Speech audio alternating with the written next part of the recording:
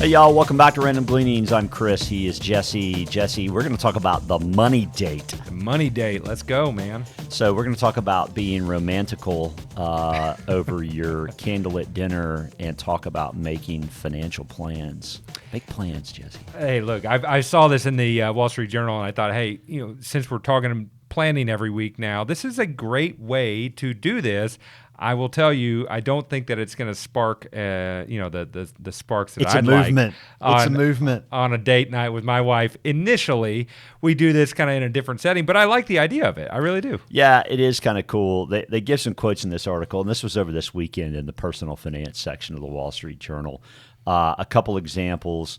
One couple in Chicago pops a big bowl of popcorn, projects on their laptop to the TV screen so they can review their money date agenda items, almost more like a game. So again, to walk folks through this, it's the idea on a monthly or quarterly type basis to just kind of sit down with your significant other and say, hey, do we remain aligned? Are we spending to the goals that we had set for ourselves? Are we staying within budget and things like that? So yeah, get takeout from the nicest restaurant in town. One of the ideas that I really liked was, do something fun around something that you should do so that the should gets done, right? And talking about money with your significant is something that you should do. It's very important. Yeah. It's very important. So although the quotes in the article are pretty funny. You love this one. Yeah.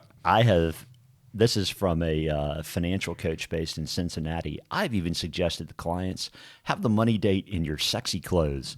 Just go ahead and have it naked, as long as you get the money stuff done. Yeah, I'm probably turning red because, again, to me, that probably does not get the juices flowing for my wife. But all that's to say, if it works for you, go to it, because we all know that divorce happens very often around the topic of money. Yeah. And so go ahead and make it easy and have some fun with it, but do the thing that you should do. So to that end, listen, we've got a couple tools that we use. One's a spreadsheet-based tool if you like to do it more in that way with formulas, et cetera. We've built it.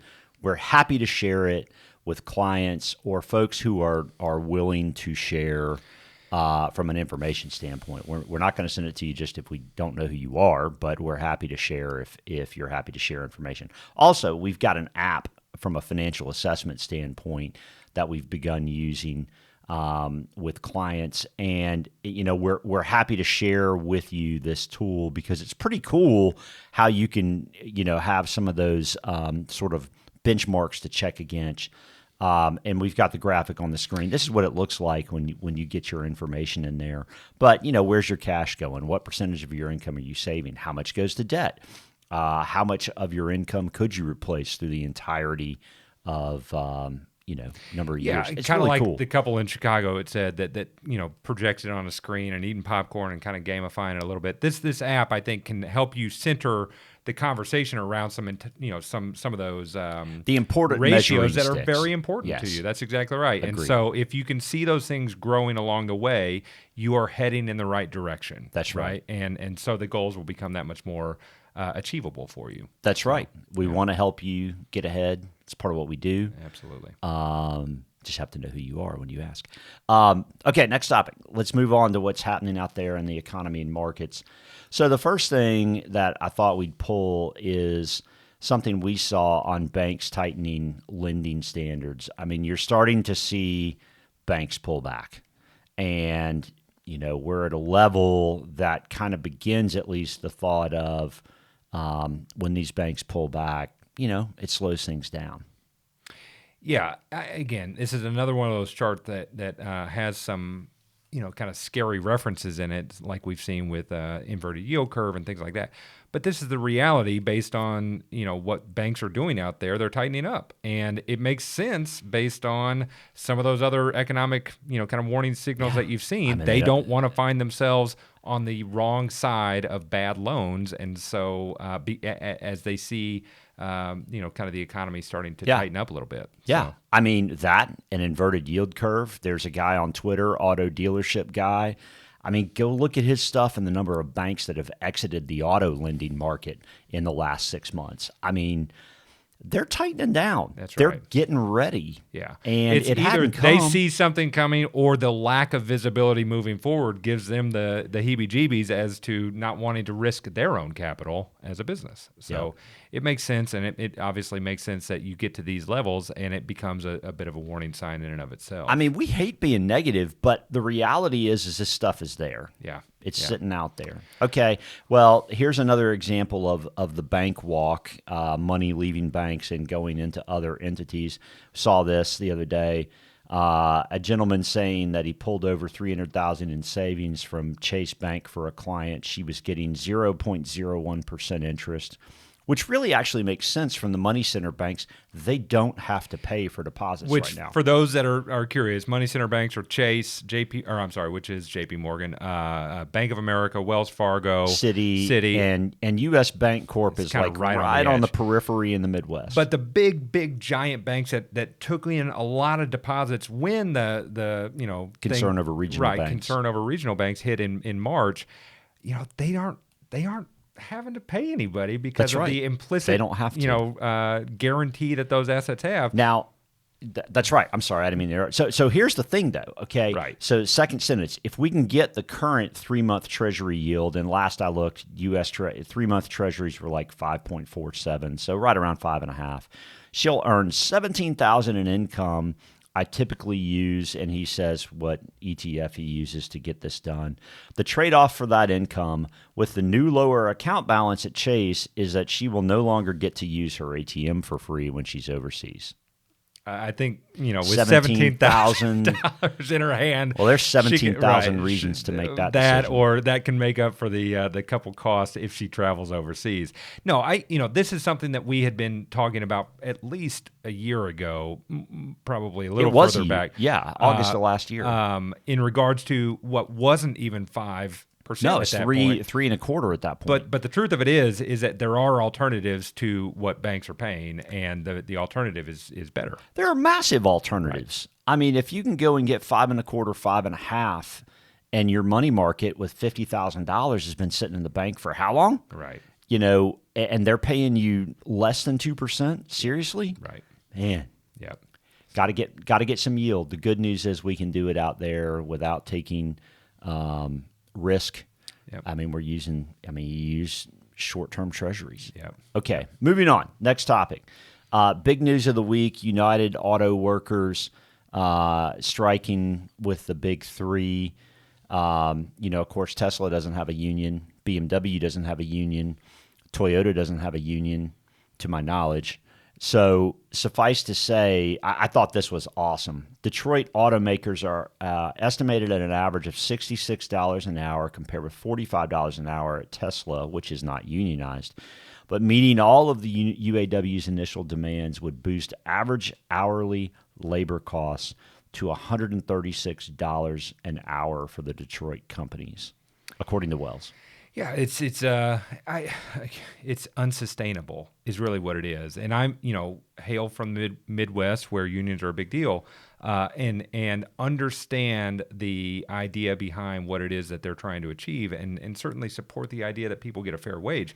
But after some of these things get so out of whack, of which not even the worker is necessarily getting all that benefit for the cost. Look at this next comment, though. $136 an hour is $282,000 in annual salary, which ranks as the top 5% income in the U.S. Moving to Detroit, man. Well, you can move, but the car companies are going to be out of business. That's the thing, and that's the thing is that these demands ultimately put those companies out of business because they can't sustain them. That's right. So, you found this next quote. This is from our friends at Longbow. They pointed this out yesterday. UAW's Fain rejected an offer by Stellantis for a 21% raise, which, hey, 21% is a lot. They don't have to move anywhere. Yeah, right. So it sounds like this is going to last a while. If, and Longbow happens to be in California, where we were out there a couple of weeks ago. The number of Teslas is amazing. But the reason why is because gas is $6 plus a gallon. So when you look at, I mean, I talk to so many drivers about, Uber drivers about when they charge and how they charge, and they charge at night, not during the day because it's cheaper. And I mean, you can see the economics of why they're driving EVs, but the bottom line is, they're not competitive. They're just not competitive, in which case they're going to run into major issues. I mean, yeah, you can have a raise, but you won't have a job in 5 years. Yes. And of course, Ford immediately, as soon as the UAW did all this, laid off 600 workers, which is not, it's not ideal. It's not at all. But then she goes on to say, at the same time, real wages for workers have tanked through the years, and see the next chart. So both sides need to figure it out. Well, so here's the chart.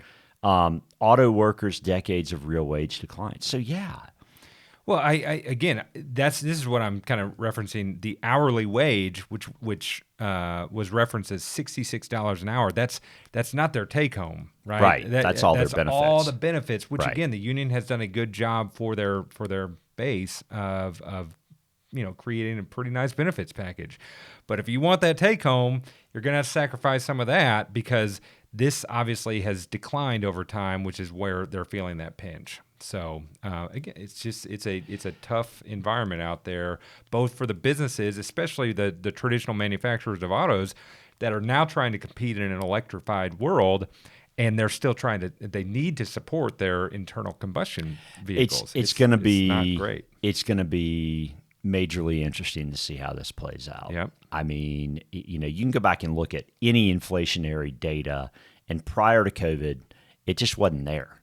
It wasn't there. It didn't show. I don't care how you want to look at it. PCE, CPI, median CPI, trim mean CPI, whatever way you want to look at it, and whatever you want to say. All I can say is it was sub 3 right pre-COVID, and then we printed trillions, and now it is not sub 3, right. And there are inflationary issues out there. And we're going to go into that. So bring up Willie, because you found this, which I think is pretty astounding when you get to the charts. He says consumers are making and spending record amounts of money, but purchasing power is not expanding. So walk us through these couple charts. So the first chart looks like retail sales are up. Okay, we're up out of 2020, way up out of 2020. I mean, by about a third. And then recently from 2022 up yet again, right, in terms of that nominal activity, meaning just what you read, like how much activity is there. And earnings are up 20% on a non-inflation adjusted basis. But you look at the next chart. Yeah. I mean, basically since mid-2021, retail sales are flat on an inflation adjusted basis, and real average weekly earnings, they're not flat, but I mean, they're down because of inflation, which stinks.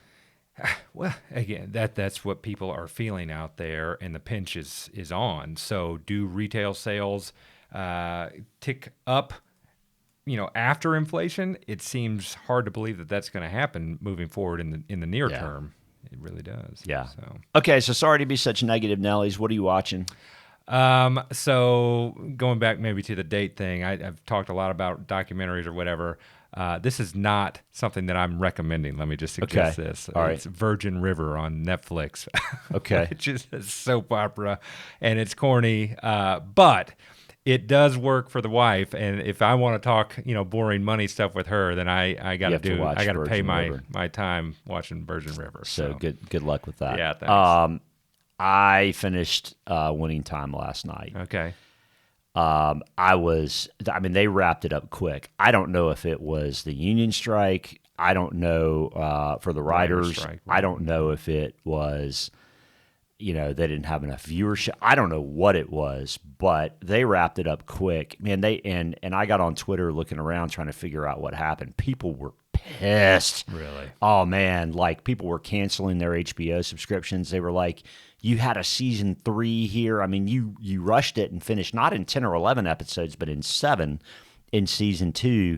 And it's like, yeah, the Celtics won 84 and the Lakers won 85, and they were both in until the end of the decade. And so it just Pat Riley was great, and And Jeannie Buss won another championship, I think, in 2020 or somewhere in there. Yeah. I mean, they just like totally wrapped it up. And everyone was like, "What are you doing?" I mean, you're right on Jordan showing up. You're Shaq, Kobe. Right. Where are you?